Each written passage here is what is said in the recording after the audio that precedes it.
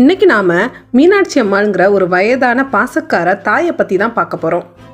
அந்த அம்மா மீனாட்சிக்கு மதிமாறங்கிற ஒரு பையனும் கவிதாங்கிற ஒரு பொண்ணும் இருந்தாங்க. மீனாட்சி அம்மாவுக்கு பிள்ளைங்க லேசாக தும்முனா கூட துடிச்சு போயிடுவாங்க. ஏன்னா அந்த அம்மா அவங்க பிள்ளைங்க மேலே அவ்வளோ பாசம் வச்சுருந்தாங்க. மீனாட்சி அம்மாவோட 2 பிள்ளைங்களுக்கும் கல்யாணம் ஆகி வேறு வேறு ஊர்களுக்கு போயிட்டாங்க. மீனாட்சி அம்மா மட்டும் தனியாக அவங்களோட வீட்டில் வாழ்ந்துட்டு வந்தாங்க. ஒரு நாள் மீனாட்சி அம்மாவுக்கு அவங்களோட பொண்ணு கவிதா கிட்டேருந்து ஃபோன் வந்துச்சு. அம்மா, எனக்கு ஆஃபீஸில் கொஞ்சம் வேலை அதிகமாக இருக்குது, அதனால என்னால் வீட்டை பார்த்துக்க முடியல. கொஞ்ச நாள் எங்கள் வீட்டில் இருந்து வீட்டில் இருக்க வேலையெல்லாம் கொஞ்சம் கவனிச்சுக்கோங்க அப்படின்னு கூப்பிட்டா. மீனாட்சி அம்மாவுக்கு முட்டு வலி அதிகமாக இருந்தது. அப்படி இருந்தாலும் தன்னோட பொண்ணு கூப்பிட்டாலேங்கிறதுக்காக உடனே கிளம்பி போயிட்டாங்க. வீட்டில் இருக்கிற எல்லா வேலையும் கவனிச்சுக்கிட்டாங்க. அவங்க முட்டு வலியை கூட அவங்க பொருட்படுத்திக்காமல் மகளுக்கு எல்லா பணிவிடையும் செஞ்சாங்க. அவங்க அங்கே இருக்கும்போதே அவங்களோட மகன் மதிமாறன் கிட்டேருந்து ஃபோன் வந்துச்சு.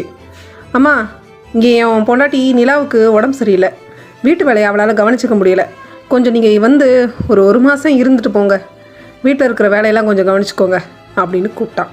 மீனாட்சி அம்மா பிள்ளைங்க கிட்ட எதுக்குமே மறுப்பு சொல்லவே மாட்டாங்க. அவன் சொன்ன உடனேயே மக வீட்டில் இருந்து திருப்பி ஒரு மாதம் மகனோட வீட்டுக்கு போய் அங்கே வேலை பார்த்தாங்க. 2 பேர் வீட்லேயும் மாற்றி மாற்றி வேலை பார்த்ததுக்கப்புறம் அவங்களோட உடம்பு ரொம்ப சோர்வடைஞ்சிருச்சு. அவங்க தன்னோட ஊருக்கு வந்தாங்க. வந்த சில நாட்களில் அதிக வேலைப்பளுவால் அவங்களுக்கு காய்ச்சல் ஏற்பட்டுச்சு. படுத்த படுக்கை ஆயிட்டாங்க. அவங்களால அவங்களுக்குன்னு சாப்பிட்றதுக்கு சமைச்சிக்க கூட முடியல. உடனே தன்னோட பொண்ணுக்கும் பையனுக்கும் மாற்றி மாற்றி ஃபோன் பண்ணாங்க. இப்போ மதிமாறா, எனக்கு உடம்பு ரொம்ப முடியலடா தங்கம், எனக்கு யாராவது உதவி பண்ணுங்களேன் அப்படின்னு கூப்பிட்டாங்க. அதுக்கு மதிமாறன் கொஞ்சம் கூட யோசிக்காமல், அம்மா, இங்கேயே வேலை ஜாஸ்தியாக இருக்குது, இங்கே போட்டு வந்துட்டா என்னோட வேலையை யார் பாப்பா, கொஞ்சம் பக்கத்தில் இருக்க கிளினிக் போய் ஒரு ஊசியை போட்டுட்டு ரெஸ்ட் எடுங்க, சரியாக போயிடும் அப்படின்னு சொல்லிட்டான். மீனாட்சி அம்மாவோட மக கவிதாவும் ஏதோ ஒரு சாக்கு சொன்னான். எம்மா, உங்கள் பேரனுக்கு மிட்டம் டெஸ்ட் இருக்குது, லீவ் போட்டெல்லாம் அங்கே வர முடியாது அப்படின்னு சொல்லிட்டான். சாப்பாடு தானே ஹோட்டலில் வாங்கி சாப்பிட்டுக்க வேண்டியதானே, சின்ன குழந்தை மாதிரி இப்படி ஃபோன் போட்டு சொல்லிக்கிட்டு இருக்கீங்க அப்படின்னு சொன்னான். மீனாட்சி அம்மாவுக்கு மனசு ரொம்ப நொறுங்கி போச்சு. இனிமேல் யாரையும் உதவிக்கு கூப்பிடக்கூடாதுன்னு முடிவெடுத்தாங்க.